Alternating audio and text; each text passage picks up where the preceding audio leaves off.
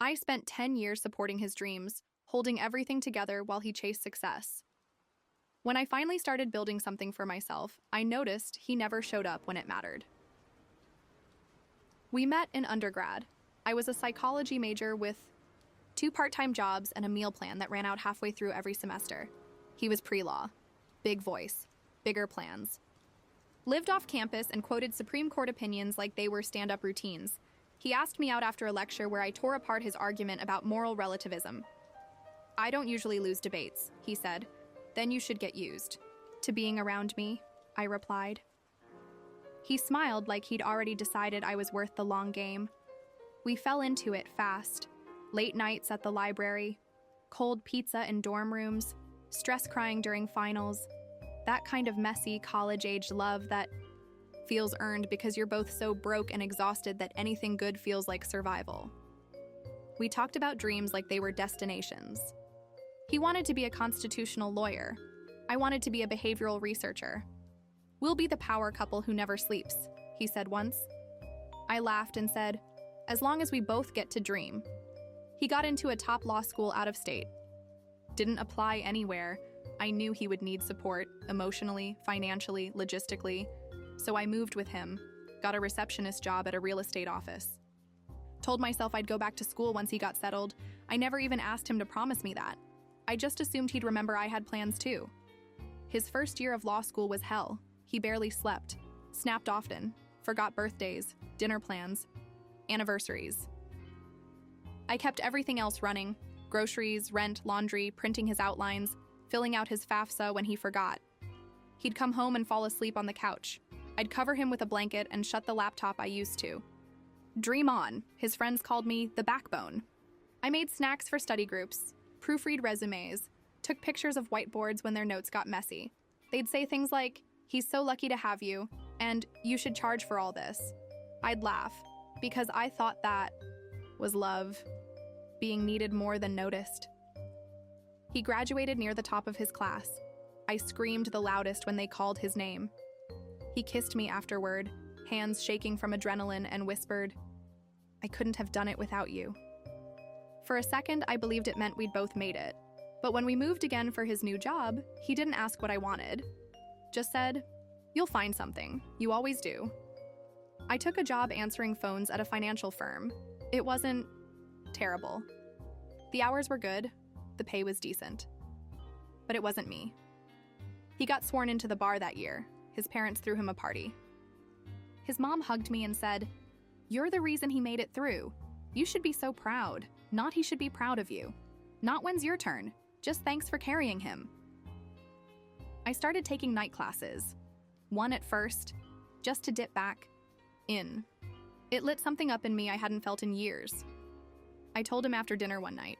He nodded and said, "That's great. Just don't burn yourself out." I wanted him to ask more. What the class was. What I hoped to do with it.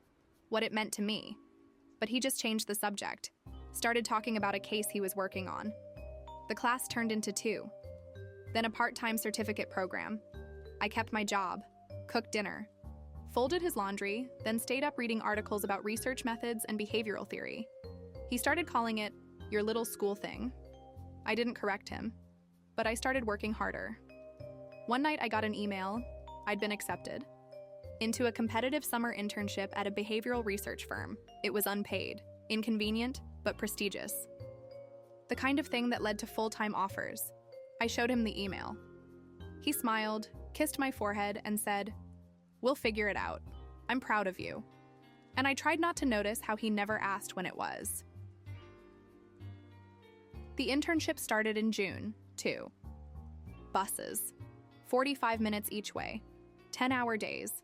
No pay. I'd come home wrecked, crash for 20 minutes, then start cooking dinner because he'd had a rough day in court. One night, I fell asleep on the couch with my laptop open. He stepped over me to grab a beer and didn't even pause. He said he missed me, that we were off lately, that we weren't connecting. I apologized, and he said, "I just want us to be like we used to." I said, "I just want you to see me now." He didn't respond. He used to take photos of everything. Us at brunch, my hair, tucked behind my ear, the way I stirred my coffee. Now he barely looked up from his phone. I caught him scrolling Instagram once while I was telling him about a breakthrough at the lab. He said, "Sorry, work chat. Keep going." But I didn't. He asked if I could skip a day at the internship to help with a client dinner. "I just need you to be my buffer." I told him I couldn't, that it was review week. My mentor would notice. He pouted, didn't talk to me for half the night. That was the first time I thought he liked me better when I was in the background. I got invited to speak on a panel. Just a short session at a local academic event. I was so excited I could barely sleep. I told him over dinner. He smiled and said, "That's cute. Will they have, like, a stage and everything?" I laughed. With my mouth, but not my eyes. He started saying things like, "You're so intense lately. You're never home anymore. You used to be fun." I asked what he meant by fun. He said, "You used to light up when I walked into the room," I said. "You used to give me a reason to." We didn't speak for 2 days. The event came. My name on the schedule. A 15-minute slot to speak about my research cohort. It wasn't huge, but it felt like momentum. I asked if he could come. He said, "That's the same day as that firm." "Mixer," I said. "Can you reschedule?" He said, "Can you?" I didn't answer. The night before the panel, I left a printed schedule on the counter, circled my name, wrote, "Would mean a lot if you came." He left it where I'd put it, didn't say a word. I stood at the podium, palms sweating, voice shaking. I looked into the crowd. He wasn't there. The second row, empty. The chair I saved for him, untouched. When I got home, he was asleep on the couch, TV on. Suit jacket slung over the armrest. I stood there for 5 full minutes, then went to the kitchen, poured a glass of water, and sat alone at the table. There was a message on my phone. "Sorry. Got caught up." How did it go? I didn't answer, because I didn't know how to say, "It wasn't just tonight, it's been years." I didn't talk to him about the panel. He didn't ask. I kept waiting for a "how did it go?" for a "did you feel proud?" for anything. But the silence stretched. And then it settled, like a coat I didn't want, but wore anyway. I started saying no. No to cooking when I got home exhausted. No to folding his laundry. No to, "Do you mind grabbing something from the store on your way back?" He didn't ask why, he just started doing it himself, like I'd been optional all along. I got an email. A full-time position had opened up at the lab. It paid modestly, but it was the start of a real career. Real work. Mine. I forwarded it. To my friend, didn't tell him. That felt like betrayal, but also freedom. I said yes to the job. I told him 2 days later, over takeout. He blinked. Congrats, I guess. Does that mean we have to move again? I said no. He nodded and went back to his food. That was it. One night he said, "I feel like you've changed," and I said, "You haven't." He stared at me, like he wasn't sure if that was a compliment or an insult. I didn't clarify, because the part of me that used to soften things for him was gone. I started going out after work, drinks with people from the lab, lectures, even just late library nights. He noticed. He said, "Are you avoiding me?" I said, "Do you want me here?" He didn't answer. So I left before he could. He tried. To initiate sex one night, lazily, one hand barely awake, I pulled away. He huffed, rolled over, muttered, "Whatever." I stared at the ceiling and realized something awful. I didn't miss him. I missed who I thought he was. My friend from the lab invited me to speak at a conference, out of state, bigger stage, all expenses covered. I said yes without blinking. Then, told him over coffee, he asked how long I'd be gone, not what I was presenting, not who I'd be representing, not what it meant, just what days do I need to fend for myself? The week before the trip, I stayed at work late, came home to dinner cold on the stove. He was watching TV. Didn't look up when I walked in. "You could have texted," he said. I stared at the back of his head and said, "I don't think I need to anymore." The suitcase sat at the door for 2 days. He stepped over it twice. Never asked where I was going. Never offered a ride. Never checked the calendar. I picked it up the morning of the flight. He was in the kitchen scrolling his phone. I said, "I'll be back Monday." He didn't look up, just said, "Okay." And that was the moment I knew. I wasn't coming back to the same life I left. The conference was a blur, in the best way, my name on a badge, people shaking my hand, asking questions, quoting my work. I looked out into the crowd and saw 100 strangers leaning in, and I thought, this is what it feels like to be seen.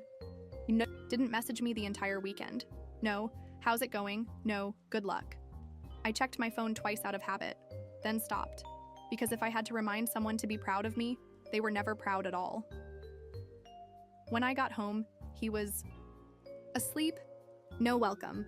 No how was it? No, I missed you. I stood at the door for a long time, then rolled my suitcase into the bedroom and started unpacking, directly into boxes. He came home the next day and saw the stack of taped cardboard. "What's all this?" I said. "I got the offer. Full-time." "Out of state," he blinked. "When were you going to tell me?" "Now." He laughed. That tight, defensive laugh people do when they realize they're the only one who didn't see it coming. "So that's it? You're just leaving?" I shrugged. "I already left. You just didn't notice." He said all the things people say when they're afraid of being abandoned. Not because they love you, but because they don't know how to exist without the version of you that held them up. "You're overreacting. We can fix this. Why now?" I said, "Because it's my turn, and I don't need you in the front row. But I refuse to be invisible from the stage." I didn't take much, just my books, my laptop, a few clothes, a photo of me at the podium, alone, smiling, glowing in a way I never did at home. I left the rest behind. Let him deal with the silence. Weeks passed, then months. He sent flowers once, no note. He sent a message saying he was sorry, that he was proud now, that he just wasn't used to not being the center.